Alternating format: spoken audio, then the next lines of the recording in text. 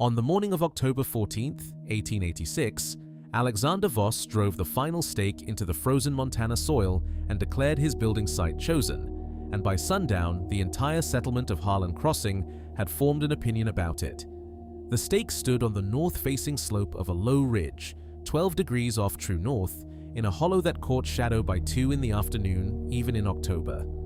The neighbors who watched him work said nothing directly to his face that first evening, which was a kind of courtesy in Harlan Crossing, but they said plenty to each other. Elias Brandt, who had homesteaded the valley 6 years earlier and survived 3 winters that had killed cattle and at least one family he could name, she walked the perimeter of Voss's flagged lot and shook his head with the particular slowness of a man who has seen enough death to recognize its preconditions. "He's building into the shadow," Brandt told his wife that night. "A man who builds into the shadow in Montana does not understand what Montana is." Alexander Voss understood perfectly well what Montana was. He had spent 14 months in Harlan Crossing before he drove that first stake, which was itself unusual. Most homesteaders arrived with the intention of building immediately, driven by the practical mathematics of needing shelter before the season turned. Voss had arrived in the late summer of 1885 with a modest amount of money, a carpenter's vocabulary that suggested extensive training, and a habit of observation that the settlement found vaguely unsettling. He did not build that first autumn. He rented a corner of the Holmgren family's root cellar for storage and paid Martin Holmgren $3 a month to sleep in the man's barn, which Martin found puzzling but accepted without complaint because $3 was $3. What Voss did instead of building was watch. He watched how the wind came down off the ridge between November and February, funneling from the northwest at an angle that hit the Brandt cabin broadside and required Elias to burn through nearly 7 cords of wood in a single winter just to keep his family from freezing. He watched how the snow accumulated against south-facing structures and melted in March cycles that sent water under the door thresholds and into the floorboards. He watched how the Peltonen family, or who had oriented their new cabin to face the morning sun because Henrik Peltonen believed morning light was good for the spirit, spent every February afternoon fighting drifts that the prevailing wind built against their east wall until the drifts reached the eave line and began compressing the roof structure from outside. He watched all of this with a carpenter's eye and a Finnish stonemason's understanding of thermal mass that he had inherited from his grandfather, who had built houses in Oulu for 40 years and understood cold the way other men understood mathematics.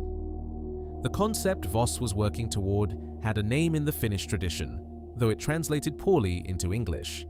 His grandfather called it the principle of the sheltered approach, which meant orienting a structure so that the primary heat loss surfaces faced away from the prevailing wind, while the entry points and secondary surfaces faced in whatever direction minimized the duration of direct winter exposure.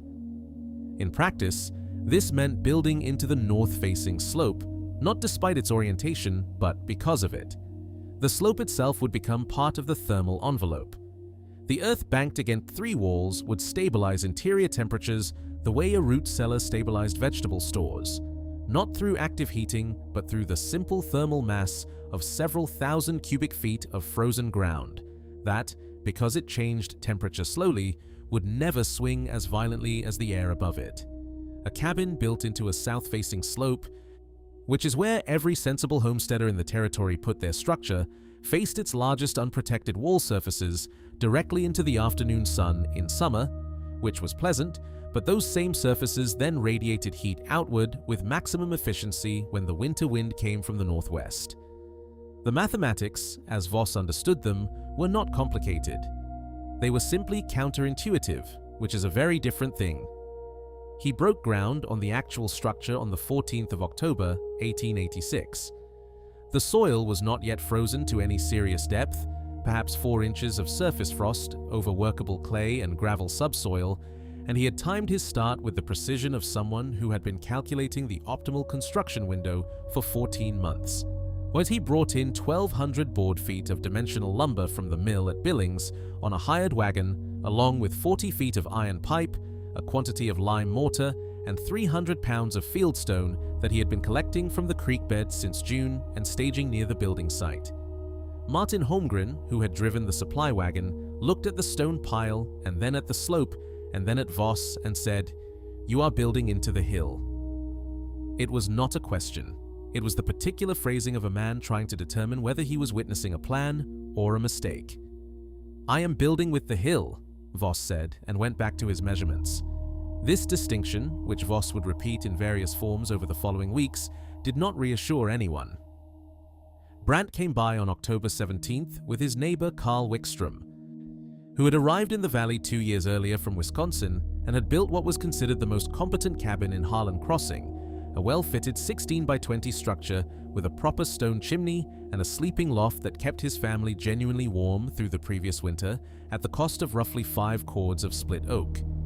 Wickstrom walked around Voss's excavation, which by then was 3 feet deep into the north slope, 12 feet wide, and 20 feet long, and he studied the layout with the attention of someone who was not looking to criticize, but who genuinely could not make the design add up. "Your south wall," Wickstrom said, "will be the only wall that gets sun after November. And it is the wall with your door." He paused. "Where are your windows?" Voss pointed to the south wall plan, all which showed 2 windows positioned at 42 inches above the finished floor, each measuring 18 inches by 36 inches. He then pointed to a single smaller opening in the east wall, 8 inches by 24 inches, positioned near the ceiling line. "The east aperture is for ventilation in summer," he said. "The south windows are for light and for passive solar gain between 10 in the morning and 2 in the afternoon, which in December is approximately the entirety of useful sunlight available at this latitude." He said this without any particular emphasis, the way a man might explain why he had packed provisions for a journey of specific length. Wickstrom looked at the aperture specifications and looked at the slope and looked at Brandt. Brandt looked at his boots. "You will not get enough light," Wickstrom said finally. "A man needs more light than that in winter. It does things to a person, the dark." "I have candles," Voss said. "If you find yourself drawn to these stories of quiet competence and forgotten ingenuity, consider subscribing to this channel. These are not embellishments or folk tales. These are documented accounts of ordinary people who solved extraordinary problems through rigorous observation, and they deserve to be remembered with the precision they were lived. The algorithm will not surface these stories without your engagement, and the knowledge in them will not preserve itself." By November 3rd, the structural framing was complete, and Voss had begun the process that generated the most sustained commentary from his neighbors. He was banking earth against the north, east, and west walls of the completed frame, packing the native clay and gravel back against the structure he had excavated it from, sloping it upward from the finished grade until the buried portion of each wall was covered to a depth of approximately 4 feet at the base and tapering to 18 inches at the top plate.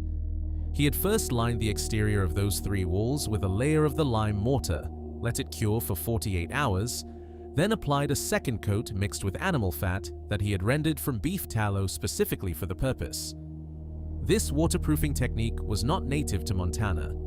It was something his grandfather had used on the lower courses of stone buildings in Ulu, where the ground frost pushed hard against masonry and moisture infiltration was the primary enemy of structural integrity. The technique was not documented in any American carpentry manual that Voss knew of. He had simply watched an old man do it 40 times in a different country and understood why it worked. Elias Brandt arrived on November 9th and observed the earth banking with something beyond skepticism. "You are burying your walls," he said. He had 4 years on Voss in Montana winters, and the concern in his voice was genuine. "I have seen sod construction, and I have seen what happens to it after 3 years. The moisture works inward. The wood rots. You will have a wet cabin by spring." This was a legitimate concern, and Voss acknowledged it as such. He showed Brandt the mortared exterior surface, explained the tallow mixture, and described the drainage channel he had cut at the base of each banked section to direct groundwater away from the foundation. Brandt listened with the focused attention of a man who was not certain he was being fooled, but was not certain he wasn't. "It is an unusual approach," Brandt said finally, which in his vocabulary was the careful phrasing of a man preserving the option to say later that he had never specifically endorsed anything. "It is a Finnish approach," Voss said. "The Finns have been keeping things warm in cold ground for 300 years. The roof was the final element, and it generated a separate category of concern. Voss built it at a steeper pitch than was standard in the valley, 38 degrees rather than the more common 25 to 30 that the local carpenters favored. He then applied his standard board sheathing, covered it with tar paper in overlapping courses, and over the tar paper he began constructing what could only be described as a second roof. He set secondary rafters over the primary roof surface, spacing them to create a 4-inch air gap between the two layers, then sheathed that second layer with split shingles that he had cut himself from a bolt of cedar he had shipped from Oregon at a cost that struck everyone in Harlan Crossing as frankly extravagant for wood that would just sit on top of other wood. The total roof assembly was therefore composed of, from inside to outside, the interior board ceiling, a 4-inch insulating cavity packed with dry grass and wood shavings, the primary structural sheathing, the tar paper layer, the 4-inch ventilated air gap, and the exterior cedar shingles. Carl Wickstrom, who was by training and inclination the most analytically minded person in the settlement, looked at this assembly on November 22nd and counted the layers aloud. 6 layers, he said. A man's roof needs to shed water. Why does it need 6 layers? To hold heat, Voss said. Each layer of still air between solid materials reduces the rate of heat transfer. The ventilated gap between the two roof surfaces allows moisture to escape in both directions so that the insulating cavity between the interior ceiling and the primary sheathing remains dry and therefore effective. Wet grass insulates poorly. Dry grass insulates reasonably well. That is the entire theory. He said this the way a man explains that water flows downhill without impatience but without apology. Wickstrom looked at the roof for a long time. It will be heavy, he said. Yes, Voss said. That is why I overbuilt the ridge beam. The cabin was habitable by December 1st, 1886, which put Voss through the door with approximately 3 weeks before the serious cold traditionally arrived in the Harlan Crossing Valley. He moved in with a cast-iron stove rated for a space twice the size of his 14 by 22-foot interior, a supply of firewood he had been cutting and staging since September, 2 oil lamps, and the particular equanimity of a man who has spent 14 months preparing for a moment and finds the moment has arrived more or less as expected. He was 34 years old, unmarried, and had told Martin Holmgren the previous spring that he expected to be comfortable in his new cabin by Christmas.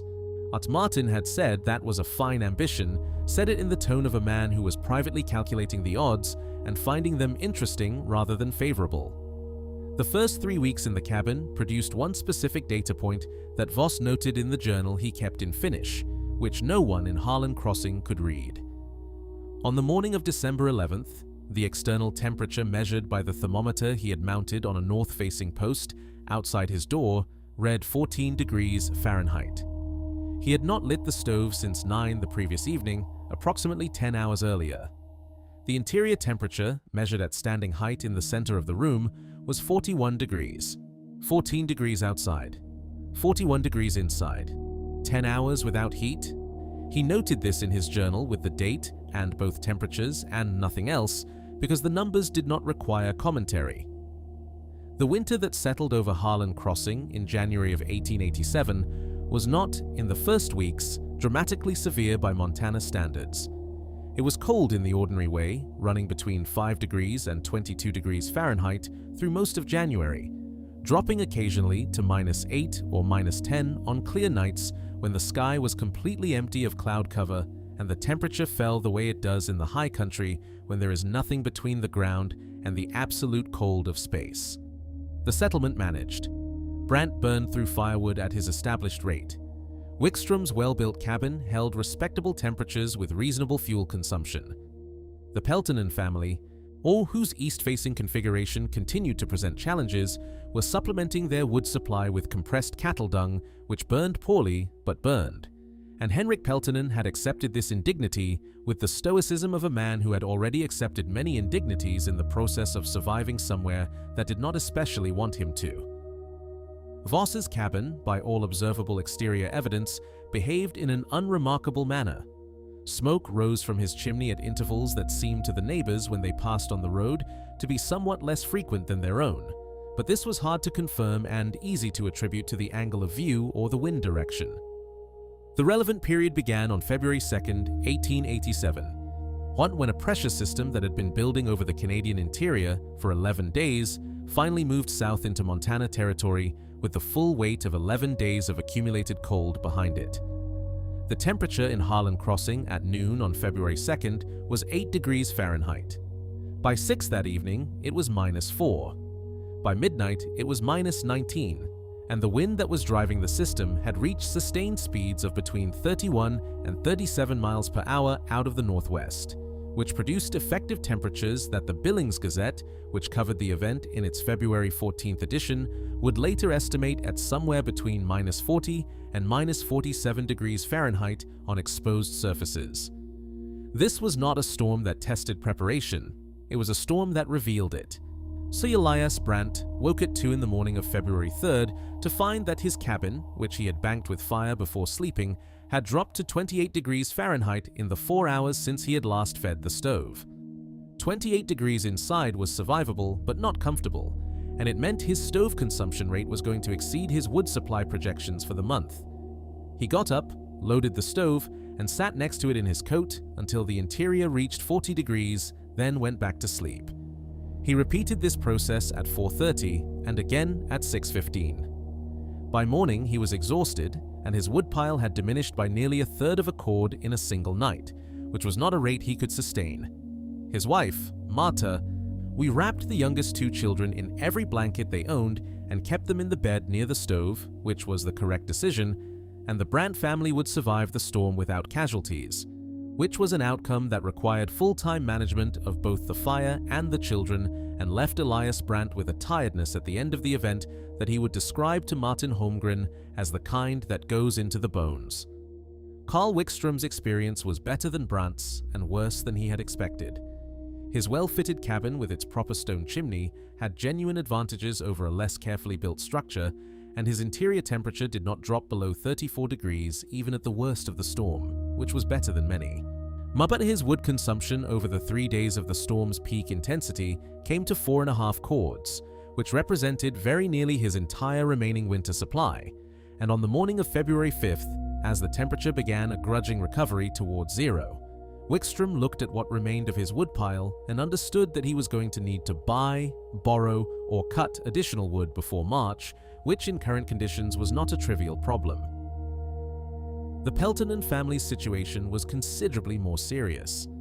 Henrik Peltonen had built his cabin with genuine skill, but with the fuel efficiency of a structure that presented its largest wall surfaces to the prevailing winter wind, and the combined effect of the east-facing orientation and the relative thinness of his roof assembly produced interior temperatures that dropped to 22 degrees Fahrenheit at the worst of the storm, despite a stove that Henrik kept burning continuously from February 2nd through February 5th.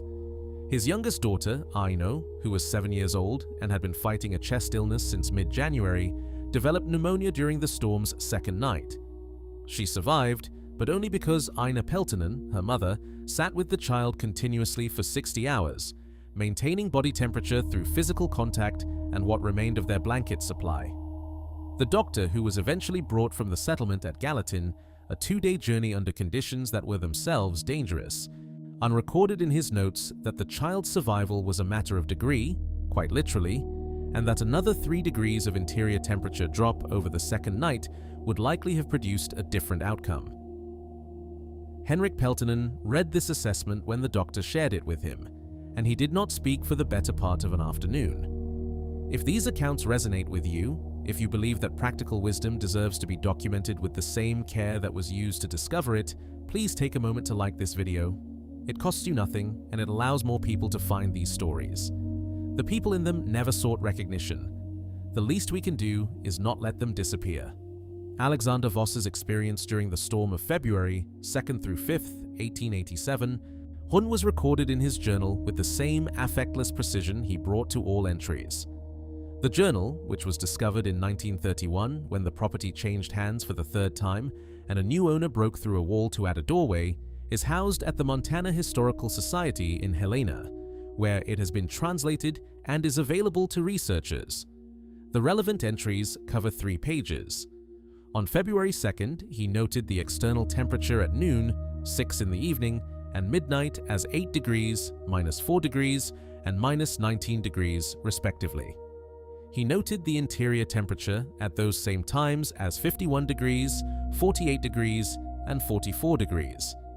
He had lit the stove at 6 in the evening and again at 11, burning approximately a quarter of a cord over the course of the full storm period. So on the morning of February 5th, with the external temperature at -11 degrees Fahrenheit and the wind still running from the northwest at sustained speeds, his thermometer could not measure, but his body could estimate, his interior temperature at 7 in the morning was 53 degrees. He had slept through the night. The stove had been loaded at 10 the previous evening and had not required attention until 5:30, when he had added wood as part of his routine rather than from any urgency of cold. 53 degrees interior, -11 exterior. A differential of 64 degrees maintained through a Montana winter storm on something slightly less than a quarter cord of firewood over 3 days. That is not an expression of opinion. That is just the mathematics. Our Martin Holmgren was the first neighbor to visit after the storm, arriving on the afternoon of February 6th on foot because the road was impassable to wagons. He knocked on Voss's door, which opened normally, without the ice swelling that had made several doors in the settlement inoperable during the storm, and stepped into an interior that registered, in his later account to his wife, as warm in the way that a building is warm when it has been warm continuously, not in the way that a building is warm because someone recently threw a great deal of wood at a stove. There is a difference between those two kinds of warmth that anyone who has experienced both can identify immediately. Holmgren stood in the center of Voss's cabin and turned in a slow circle, looking at the interior the way a man looks at something he is trying to understand through observation rather than explanation. "You went through the whole storm," he said. "I could see your smoke, but it was never very much smoke." He said this without accusation, as a man states a fact he has been trying to account for. "A quarter cord, approximately," Voss said. "Perhaps slightly less." Holmgren was quiet for a moment. "Elias burned nearly a cord and a half," he said. "And he was cold."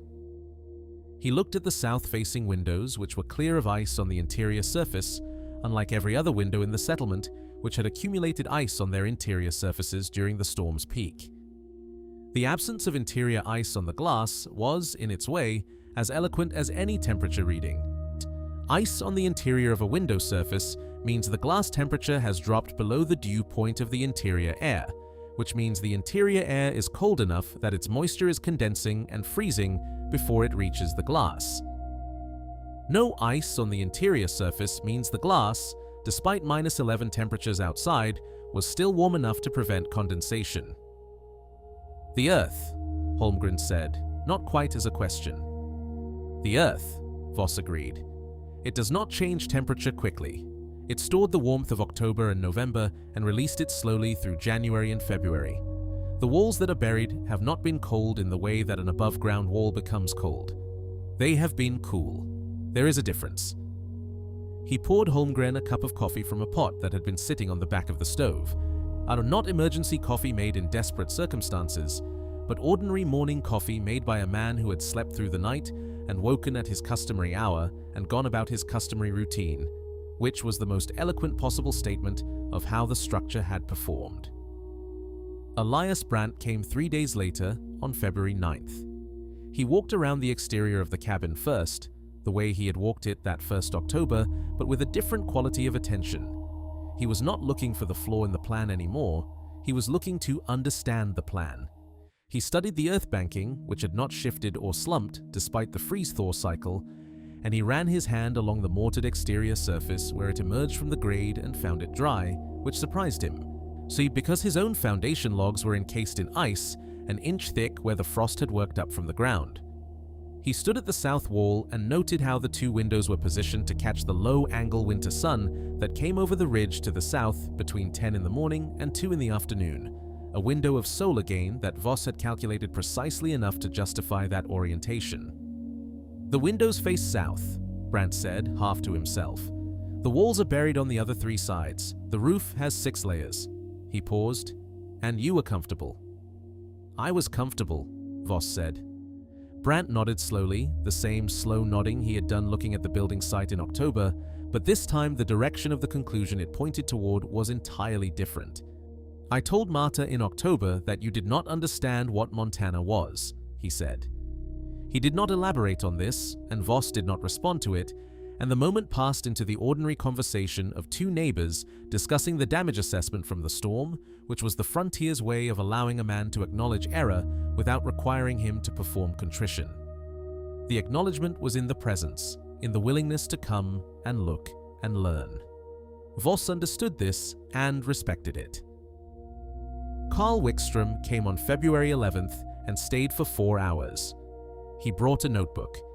He asked Voss to walk him through every element of the construction, from the foundation excavation to the roof assembly, and he wrote down the dimensions, materials, order and reasoning behind each decision with the focused attention of a carpenter who has recognized superior technique and intends to understand it completely. His questions were specific and technical. What angle had Voss used for the earth banking slope? What was the composition of the mortar mix? What was the depth of the insulating cavity in the roof? And how had he ensured the dry grass packing would not compact over time? Voss answered each question with the same precision that Wickstrom asked it, and when Wickstrom asked about the Finnish origin of the techniques, Voss described his grandfather's practices in Oulu with enough detail that Wickstrom could reconstruct the reasoning behind them. "Your grandfather built this way for 40 years, Wickstrom said. "His houses are still standing," Voss said. "I have letters from cousins. The houses are still standing and still occupied." Wickstrom wrote this down. He would begin planning a new structure the following spring, incorporating the earth banking, the layered roof, and the south-oriented window placement that Voss had demonstrated. He would not adopt the approach in exactly the form Voss had developed it, because Wickstrom was himself a capable builder with his own accumulated knowledge, and the version he built would be a synthesis that incorporated his own experience of Montana winters with the principles Voss had applied. This is how knowledge actually spreads on the frontier, not through announcement or publication, but through one competent person watching another competent person and recognizing that something real has been demonstrated. The technique does not transfer whole, yet it transfers as a set of principles that the receiving mind applies according to its own understanding of local conditions. What Wickstrom built in the spring of 1887 was not a copy of Voss's cabin. It was a structure that thought in the same language. Henrik Peltonen came on February 14th with a side of cured pork and 3 pounds of coffee, which was a significant amount of both in the economy of Harlan Crossing in 1887, and he did not offer any explanation for the gift beyond setting it on the table and sitting down. Voss made coffee. They sat. Peltonen eventually said, "Aino is recovering." He said this to the table rather than to Voss, as though he were making an entry in a record. "The doctor says she will recover fully." Then he was quiet for a long time. "I have been thinking about which direction the cabin faces," he said. I have been thinking about it since the storm." He did not say what conclusions he had reached, and Voss did not ask, because some forms of thinking need to complete themselves without being observed. But Peltonen came back 4 more times that winter, each time with questions that were slightly more specific than the last, and by March he had worked his way from general inquiry to the particular question of what a man would need to do if he wanted to add earth banking to an existing structure that had already been built and could not be relocated. This was a harder problem than building fresh, and Voss spent considerable time working through it with him. The answer involved excavating around 3 sides of the existing structure, installing the waterproofing layer, and banking carefully in a way that managed drainage away from the existing foundation. It was possible. It was more labor than building correctly from the start, which is the consistent tax that pragmatism charges for lessons learned the difficult way. There is something worth pausing on here in the pattern of these visits. Holmgren came first, which was consistent with his character as a man who trusted his own observation and did not require the validation of a community consensus before forming a judgment. Brandt came second, which was also consistent because Brandt was a man who made decisions based on evidence and had now seen evidence he could not argue with, and whose sense of responsibility to his family required him to learn what there was to learn. Wickstrom came third with his notebook. or which was the response of a craftsman who had encountered superior craft and knew the only appropriate response was to understand it. Peltonen came last, and with the most to carry because Peltonen had a daughter who had nearly died in a cabin that faced the wrong direction, and the knowledge of that fact had to be integrated before he could arrive at the door with questions rather than with the grief of what might have been. This is also how knowledge spreads. At different speeds for different people, through different channels of necessity and character, but always in the direction of what worked. By the autumn of 1887, 3 new structures in the Harlan Crossing Valley were under construction using some version of the principles Voss had demonstrated. By 1889, the general approach of earth banking north and east walls, using layered roof assemblies with ventilated air gaps and orienting primary window surfaces to the south had become sufficiently common in the valley that it was beginning to be discussed not as Voss's method, but simply as the sensible way to build in that part of Montana. This is the highest form of success that a practical innovation can achieve, and it is also the form in which an innovation most completely loses its origin. By 1895, when the Northern Pacific Railroad had extended its reach sufficiently to bring in processed building materials that changed the economics of construction throughout the territory, the specific techniques Voss had introduced were being modified and adapted by builders who had learned them from builders who had learned them from builders who had watched Carl Wickstrom work. Not the chain of transmission was intact, but the original link was invisible, which is precisely what happens when a good idea becomes standard practice. Alexander Voss's obituary was published in the Billings Gazette on March 4, 1921. He was 68 years old, which was a reasonable age for a man who had spent 35 years in Montana winters, and the obituary was respectful in the manner of the time, noting his arrival in the territory in 1885, his work as a carpenter, and later as a building advisor to several of the valley's larger commercial enterprises, and his reputation as a man of careful habits and considerable practical knowledge. The obituary did not mention the cabin on the north-facing slope.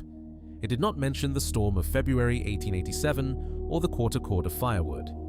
It did not mention his grandfather in Oulu or the principle of the sheltered approach, or the fact that 3 generations of builders in the Harlan Crossing Valley had learned to think about winter differently because of what he had demonstrated one particularly cold February. These things did not appear in the obituary because by 1921, they were simply the way things were done, and the way things are done does not require attribution. The cabin itself stood until 1947, when the property's then current owner, a granddaughter of Martin Holmgren who had inherited the land through a complicated series of family transactions, sold the site to a ranching operation that needed the land for different purposes. The structure was demolished in the spring of that year, and the observer who recorded its condition at the time of demolition, a county extension agent named Douglas Pratt, who was present for reasons related to a separate land survey, noted in his report that the earth-banked walls, after 60 years in the ground, were in remarkable structural condition. The exterior mortar surface, the tallow and lime mixture applied in November of 1886, had cracked in 2 places along the east wall, but had otherwise maintained its integrity as a moisture barrier. The wood framing beneath it showed none of the rot that Elias Brandt had predicted in October of 1886. The roof insulation cavity, when the structure was opened for demolition, contained the original dry grass packing, compressed from its original 4-inch depth to approximately 2.5 inches after 60 years, but still functional, still dry, still doing its work. But if you have stayed with this story to this point, you already understand why it matters. Not because Alexander Voss was exceptional in some dramatic way, but because he was precisely as careful and observant and informed as the problem required, and because the winter of 1887 was not interested in opinions. Please subscribe to this channel if you want more accounts like this one, accounts of people who solved real problems through rigorous observation and left behind lessons that are still valid, because physics has not changed since 1887, and neither has the fundamental challenge of staying warm when the temperature drops to -19 and the wind is coming from the northwest at 34 miles an hour. These stories will not find you on their own. You have to choose them, and that choice is the only way they continue. The principle that Voss applied is not historically obscure among engineers and architects who study passive thermal design. Earth sheltering, thermal mass, south orientation, and layered roof assemblies with ventilated cavities are all standard elements of contemporary sustainable building practice, taught in architecture schools and demonstrated in modern structures that achieve remarkable energy efficiency through the same fundamental reasoning that a Finnish carpenter applied to a Montana hillside in 1886. The vocabulary has changed. The calculations are now performed with software rather than with a knowledge of what one's grandfather built in Oulu. The materials are different in specifics, though not in principle, but the underlying insight that a building is not just a container, but a participant in the thermal environment around it, that the ground itself can be an ally rather than merely a surface to build upon. That orientation and layering and the management of still air are not refinements, but fundamentals. This insight is unchanged. It was not new when Voss applied it. It will not be obsolete when the next generation applies it in whatever form the materials and climate of their moment require. What was true in Oulu was true in Montana. What was true in Montana is true in whatever place you are reading this, in whatever winter you are preparing for, in whatever building you are planning to keep someone warm when the temperature drops in the particular way that it drops where you live. The mathematics of heat transfer are not regional. They do not make exceptions for tradition or preference or the direction that your neighbors have always faced their cabins. They simply describe what happens to heat when you put it next to cold, and what you can do about it, and what happens if you don't. Alexander Voss knew this. The winter of 1887 confirmed it. The cabin stood for 60 years on a north-facing slope in Montana and was warm throughout, which is the only verdict that matters, and which required neither recognition nor obituary mention to remain true. The stake he drove into the frozen ground on October 14, 1886, was in the right place. It was 12 degrees off true north, into the shadow, into the hill, exactly where the mathematics said it should be. The neighbors who shook their heads that first evening were not wrong to be cautious. They were simply working from a smaller set of information than Voss had assembled over 14 months of careful watching. The storm provided the missing information, and they received it, and they learned from it, and they built differently afterward, and their children built differently, and the innovation became invisible through its own success. And 60 years later, a county extension agent noted the condition of the walls and found them sound, which is perhaps the most honest epitaph a building can receive. Sound.